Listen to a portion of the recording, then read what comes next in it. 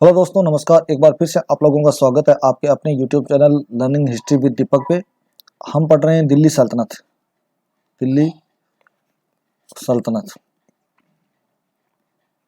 दिल्ली सल्तनत और दिल्ली सल्तनत में सबसे पहले हम पढ़ेंगे आज गुलाम वंश। कौन सा वंश? गुलाम वंश। ठीक है ना। गुलाम वंश का जो टाइम पीरियड है वो है 1206 से लेके 1290 ईस्वी तक। गुलाम वंश का टाइम पीरियड क्या है? 1206 से लेके 1290। गौरी की मृत्यु के बाद भारत में शासन करने वाला था वो कौन सा था? गुलाम वंश। हालांकि ये गुलाम जो थे वो गौरी के गुलाम थे ना, गौरी के दास थे, इसीलिए इस वंश का नाम क्या पड़ा? गुलाम वंश। सारे के सारे शासक दास थे, कोई किसी न किसी का दास था, इसीलिए इसको गुलाम वंश कहा गया। गुलाम वंश का जो संस्थापक था, संस्थापक, उसका नाम है कुतुबुद्दीन ऐबक। क्या नाम है? कुतुबुद्दीन कुतुबुद्दीन ऐबक। ये क्या है? भारत में गुलाम वंश का क्या है? संस्थापक है ना। देखो, ऐबक का अर्थ होता है चंद्रमा का स्वामी। ऐबक का अर्थ क्या होता है? अर्थ होता है चंद्रमा का स्वामी। ऐबक का अर्थ होता है चंद्रमा का स्वामी। ठीक है ना। ये भारत में कौन क्या करने आया था? गुलाम वंश की स्थापना करने आया था ना। ठीक है ना। भारत में गुलाम, कोई पूछ ले भारत में गुलाम वंश का संस्थापक कौन है, तो वो कौन होगा?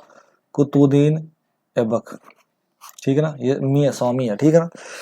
अब देखो, ये कुतुबुद्दीन ऐबक था ना, ये 1191 से लेके 1206 तक गौरी के साथ था। 1191 से लेके 1206 में गौरी खोखर जाति का विद्रोह दोबारा होता है और उसी दौरान उसकी एक खोखर ने क्या कर दी? नमाज पढ़ते वक्त छुरा घोंप करके क्या कर देता है? उसकी हत्या कर देता है। इस कुतुबुद्दीन ऐबक को ऐबक के साल भी कहा जाता है। ऐबक ए साल।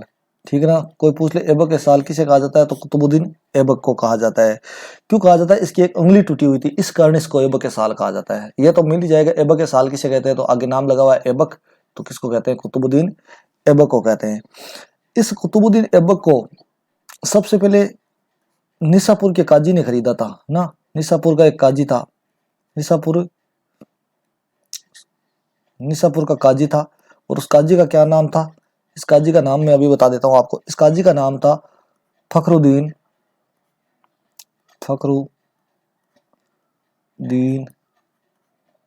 अब्दुल अजीज कुफी। अब्दुल अजीज कुफी, है ना। इस काजी का नाम क्या था? फखरुद्दीन अब्दुल अजीज कुफी। इस काजी ने कुतुबुद्दीन ऐबक को अपने पुत्र के समान रखा था। इसको नमाज पढ़ना सिखाया था ना। इसको कुतुबुद्दीन ऐबक को क्या सिखाया था? नमाज पढ़ना सिखाया था ना। मैं दोबारा लिख देता हूँ। ऐबक को नमाज पढ़ने के कारण इसको कहा जाता है कुरान खां। पहले आपको मैं बता देता हूँ एक बार, ऐबक की उपाधियां बता देता हूँ ना। हेडिंग लगा देता हूँ, कुतुबुद्दीन ऐबक की उपाधियां। कुतुबुद्दीन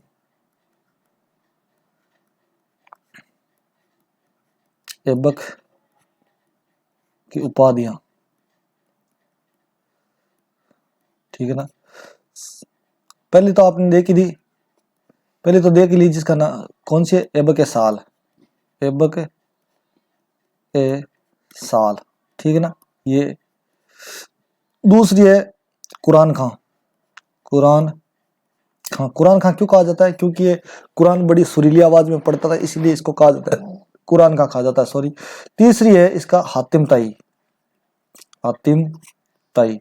तीसरी उपाधि कौन सी है? हातिम ताई। और चौथी है पील बख्श। पील बख्श। ये सारी की सारी क्या है? कुतुबुद्दीन ऐबक की उपाधि है। पील बख्श, हाथियों का दान देने के कारण इसको पील बख्श कहा गया है। ठीक है ना। ये 1191 से लेके 1206 तक इसने काम गौरी के सहयोगी के रूप में काम किया था। गौरी के सहयोगी के रूप में ना। 1191 से लेके 1206 तक इसने गौरी के सहयोगी के रूप में काम किया था। इस दौरान गौरी ने इसको सबसे पहले कौन सा पद दिया था? नायक का पद। सवाल पूछ ले, गौरी ने सबसे पहले कुतुबुद्दीन ऐबक को किस पद पे नियुक्त किया था? तो कौन सा पद दिया था? नायक का पद दिया था। इसके बाद इसे पद दिया गया अमीर ए अखुर का। कौन सा पद दिया गया? अमीर ए अखुर। ठीक है ना। अमीर ए अखुर। अमीर ए अखुर का मतलब होता है अश्वशाला का प्रधान। अश्वशाला का प्रधान। अमीर अखुर का मतलब क्या होता है? अश्वशाला का प्रधान। ध्यान रखना, सबसे पहला पद जो गोरी ने दिया था कुतुबुद्दीन ऐबक को, वो दिया था नायक। दूसरा अमीर आखुर का पद, है ना।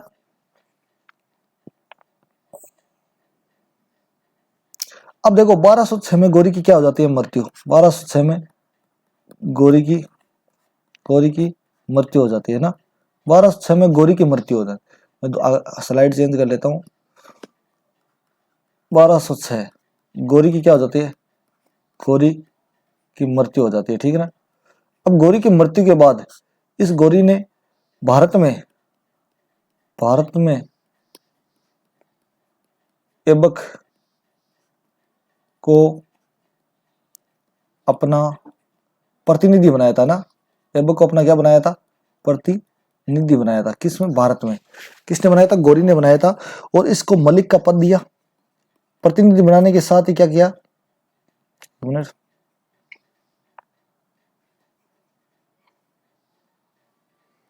इसको मलिक का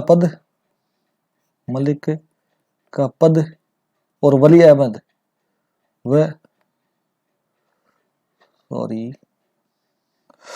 वली अहद घोषित किया था। वली अहद घोषित किया था ना, किया था। ध्यान रखना, 1206 में जैसे ही गोरी की मृत्यु हुई तो गोरी ने अपनी मृत्यु से पूर्व भारत में कुतुबुद्दीन ऐबक को अपना प्रतिनिधि बनाया। इसके साथ ही इसे मलिक का पद दिया गया। कौन सा पद दिया? मलिक। सबसे पहला पद कौन सा दिया? नायक का। सबसे पहला पद कौन सा दिया? नायक का पद दिया। उसके बाद दिया गया अमीर आखुर का। अमीर आखुर का पद दिया गया। उसके बाद इसको मलिक का पद और वली अहद घोषित किया गया। वली अहद यानी उत्तराधिकारी। वली अहद घोषित कर दिया और भारत में अपना प्रतिनिधि क्या कर दिया? नियुक्त कर दिया, ठीक है ना। अब देखो, गोरी का कोई पुत्र नहीं था। इसलिए गोरी कहा करता था कि और शासकों की तो 1-2 संतानें होंगी, मेरे तो 1000 संतानें हैं। यानी गोरी के गुलाम बहुत थे, इसलिए इसने कहा था कि मेरे तो 1000 संतानें हैं। अब देखो, मलिक का पद दिया, वली अहद घोषित कर दिया और इसका राज्याभिषेक जो चीजें काम की होंगी ना वही पढ़ेंगे हम, फालतू की नहीं पढ़ेंगे। राज्याभिषेक इसका हुआ था 25 जून 1206 में। 25 जून 1206 कुतुबुद्दीन ऐबक का राज्याभिषेक कब हुआ? 25 जून 1206। और इसने अपनी जो राजधानी रखा थे ना, वो राजधानी बनाई थी लाहौर को। किसको बनाई थी? लाहौर को। ये अभी तक दिल्ली नहीं आया है। इसने अपनी राजधानी कहाँ पर बनाई थी? लाहौर को अपनी राजधानी बनाई थी, ठीक है। इसके बाद देखते हैं आगे। अब दोबारा लिख लेता हूं मैं यहाँ, राज्याभिषेक क्या पढ़ रहे हैं हम? कुतुबुद्दीन ऐबक। राज्याभिषेक वो हुआ था 25 जून 1206 में ना। इसकी राजधानी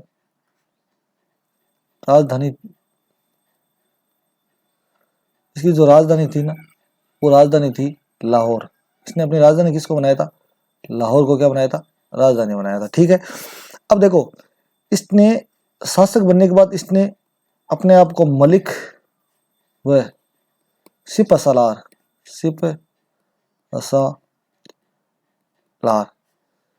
की उपाधि से संतुष्ट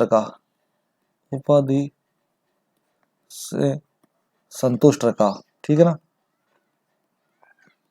संतुष्ट रखा। इसने कोई बादशाह की उपाधि नहीं धारण की थी। इसने अपने आप को कौन सी उपाधि तक सीमित रखा? एक तो इसने मलिक और दूसरा सिपहसालार की उपाधि तक इसने अपने आप को क्या रखा? सीमित रखा था। अब गोरी का एक उत्तराधिकारी था। गोरी का उत्तराधिकारी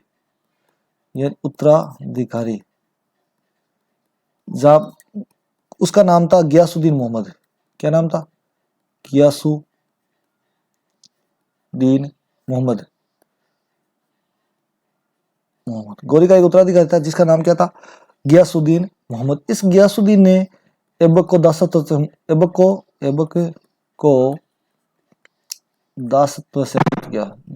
से क्या कर दिया? मुक्त कर दिया। और कब कर दिया? 1208 में। कब किया? 1208 में, ठीक है ना। देखो, गोरी जो कुतुबुद्दीन ऐबक था वो गोरी का क्या था? गुलाम था। कुतुबुद्दीन ऐबक गोरी का क्या था? गुलाम था। गोरी ने भारत में अपना प्रतिनिधि बनाया था किसको? कुतुबुद्दीन ऐबक को। कुतुबुद्दीन ऐबक का जो राज्याभिषेक होता है वो होता है 25 जून 1206 और इसने अपनी जो राजधानी बनाए रखा था वो रखा था लाहौर को। इसने अपने आप को मलिक और सिपह सालार की उपाधि से संतुष्ट रखा। गोरी का एक उत्तराधिकारी था जिसका नाम था गयासुद्दीन मोहम्मद, और गयासुद्दीन मोहम्मद ने 1208 ईस्वी में गोरी को दासत्व से क्या कर दिया? मुक्त कर दिया ना। अब देखो शासक के रूप में अब गोरी के कुतुबुद्दीन ऐबक क्या बन चुका है? शासक बन चुका है। शासक के रूप में ऐबक की समस्याएं, मैं सीधा ऐबक लिख रहा हूं ना, ऐबक की समस्याएं। अब इसकी शासक बनने के बाद क्या क्या समस्याएं थी? देखो गोरी के गुलाम बहुत थे, गोरी के गुलाम बहुत थे इसलिए समस्या भी आएगी। गोरी के गुलाम देखो एक था ताजुद्दीन यल्दौज, ताजुद्दीन यल्दौज, ये कौन था? ताजुद्दीन यल्दौज, इसकी समस्या थी। दूसरा था नासिरुद्दीन कुबाचा, नासिरुद्दीन कुबाचा, ठीक है ना, ये इसका दुश्मन था, ये भी गोरी के गुलाम थे। और तीसरा था एक था अली मर्दा, सॉरी वो दो, ये पहले दो ये पढ़ते थे बाकी आगे पढ़ेंगे ना। ऐबक की समस्या सबसे पहले ताजुद्दीन यल्दौज को निपटता है ना। ताजुद्दीन यल्दौज, नासिरुद्दीन कुबाचा, कुतुबुद्दीन ऐबक ये समकक्ष गुलाम थे, है ना, सारे के सारे समकक्ष गुलाम थे, इसलिए कोई गोरी को मतलब कुतुबुद्दीन ऐबक को सपोर्ट नहीं कर रहा था, सारे के सारे कुतुबुद्दीन ऐबक के क्या थे? विरोधी थे, है ना। तो सबसे पहले देखो कुतुबुद्दीन अपने ऐबक ने गोरी ने अपने साम्राज्य को 5 भागों में बांटा था। गोरी ने अपने साम्राज्य कितने भागों में बांटा? 5 भागों में बांटा था, और अलग अलग क्षेत्रों पे अलग अलग गुलामों को नियुक्त किया था। जैसे लाहौर में कुतुबुद्दीन ऐबक को नियुक्त कर दिया, और यहाँ पे ताजुद्दीन यल्दौज को नियुक्त किया था कहाँ पर? गजनी में। कहाँ पर नियुक्त किया था? गजनी में। और जो नासिरुद्दीन कुबाचा था ना, इसको क्षेत्र दिया गया था कौन सा? मुल्तान का क्षेत्र। कौन सा? मुल्तान व उच्च का क्षेत्र दिया गया था ना। ये अब देखो सबसे पहले आता है नासिरुद्दीन कुबाचा का, अब यहाँ देख लेते हैं, ताजुद्दीन यल्दौज का दमन, ताजुद्दीन यल्दौज की समस्या। पहले ये देखते हैं ताजुद्दीन यल्दौज की क्या समस्या थी, कुतुबुद्दीन ऐबक की समस्या, है ना, ठीक है ना। अब देखो यल्दौज की पुत्री है ना, यल्दौज की पुत्री का विवाह किससे करवा दिया गया? ऐबक से किया हुआ था, पहले ही किया हुआ था, है ना, अभी नहीं, पहले ही। पुत्री का विवाह किससे था? यल्दौज से, ऐबक से। किससे था? ऐबक से, ठीक है। कौन सा ऐबक? कुतुबुद्दीन ऐबक से। अब देखो 1208 पहले तो इनमें ठीक ठाक था, लेकिन जैसे ही कुतुबुद्दीन ऐबक को दासत्व से मुक्ति मिली 1208 में इनमें विवाद बढ़ना स्टार्ट हो गया। 1208 में विवाद बढ़ा किसमें? कुतुबुद्दीन ऐबक और ताजुद्दीन यल्दौज में विवाद बढ़ा। अब ऐबक ने क्या किया? गजनी पे अधिकार कर लिया। किस पर अधिकार कर लिया? जब ये ज्यादा चींचा करने लगा तो इस गजनी पर अधिकार। गजनी किसके अधिकार में थी पहले? इस ताजुद्दीन यल्दौज के अधिकार में थी, तो गजनी पे अधिकार कर लिया। लेकिन जनता के सहयोग से, किसके सहयोग से? जनता के सहयोग से वापस किसका अधिकार हो गया? ताजुद्दीन यल्दौज का अधिकार हो गया, है ना। फिर क्या हुआ? दोनों में अस्थायी शांति हो गई, अस्थायी। इनका दमन आगे जाके इल्तुतमिश करेगा ऐसे, क्योंकि कुतुबुद्दीन ऐबक को इतना टाइम ही नहीं मिला ना, तो दोनों में थोड़े दिनों के लिए क्या हो गई? शांति। इनका पूरा का पूरा जो दमन करेगा ना, खात्मा करेगा, वो करेगा इल्तुतमिश। अब दूसरा व्यक्ति आता है नासिरुद्दीन कुबाचा, नासिरुद्दीन कुबाचा। दूसरा व्यक्ति कौन सा? नासिरुद्दीन कुबाचा। अब कुबाचा की क्या समस्या थी? कुबाचा की समस्या, वो क्या समस्या ये देख लेते हैं, ठीक है ना। अब देखो ये जो नासिरुद्दीन कुबाचा था ना, ये मुल्तान उच्च का गवर्नर था, मुल्तान और उच्च का क्या था? गवर्नर था। कौन है? नासिरुद्दीन कुबाचा। अब इसको शांत करने के लिए क्या किया? ऐबक ने अपनी पुत्री का, अपनी बहन, पुत्री नहीं, बहन का विवाह, मुंह बोली बहन थी कोई, विवाह इससे किया। किससे? कुबाचा से। इससे कर दिया, ठीक है ना। और क्या हुआ? जब इससे विवाह किया तो कुबाचा ने कुतुबुद्दीन ऐबक की क्या कर ली? अधीनता स्वीकार कर ली। लेकिन एक इतिहासकार है सिराज, शमसुद्दीन सिराज, शमसुद्दीन सिराज। ये सिराज क्या कहता है कि ऐबक की 3 पुत्रियां थी, ऐबक की 3 पुत्रियां थी, है ना, पुत्रियां, जिनमें से दो का विवाह इस कुबाचा से किया गया था। कुबाचा कौन कहता है? सिराज कहता है। क्या कहता है कि कुतुबुद्दीन ऐबक की 3 पुत्रियां थी, इनमें से 2 का विवाह किससे किया गया था? सिराज से किया गया था। ठीक है ना, 2 की समस्या कंप्लीट हो गई। दोबारा देख लें, शासक के रूप में ऐबक की समस्या सबसे पहले आता है ताजुद्दीन एल्दोज ने अपनी पुत्री का विवाह किससे करवा दिया? ऐबक से करवाया था। लेकिन जैसे ऐबक आजाद हुआ, कुतुबुद्दीन ऐबक को दासत्व से मुक्ति मिली, इनके मध्य विवाद बढ़ा। जब विवाद बढ़ा तो ऐबक ने क्या किया? गजनी पे अधिकार कर लिया। लेकिन जनता के सहयोग से ताजुद्दीन एल्दोज ने पुनः वापस गजनी पे क्या कर लिया? अधिकार कर लिया, और दोनों में अस्थायी शांति हो गई। इसके बाद आता है नासरुद्दीन कुबाचा। ये मुल्तान और उच्च का गवर्नर था। ऐबक ने अपनी बहन का विवाह इससे कर दिया था, जिससे जाके इनमें क्या हो गई? शांति हो गई। लेकिन सिराज क्या लिखता है कि ऐबक की 3 पुत्रियां थी, उनमें से 2 का विवाह इससे किया हुआ था। ठीक है ना, तो आज पढ़ेंगे इतना ही। कल पढ़ेंगे अली मर्दान की समस्या। अली मर्दान की क्या समस्या थी वो पढ़ेंगे, अली मर्दान, है ना, की समस्या, ये पढ़ेंगे कल। और कल इल्तुतमिश कुतुबुद्दीन ऐबक क्या कर देंगे? पूरा कर देंगे। तब तक के लिए धन्यवाद।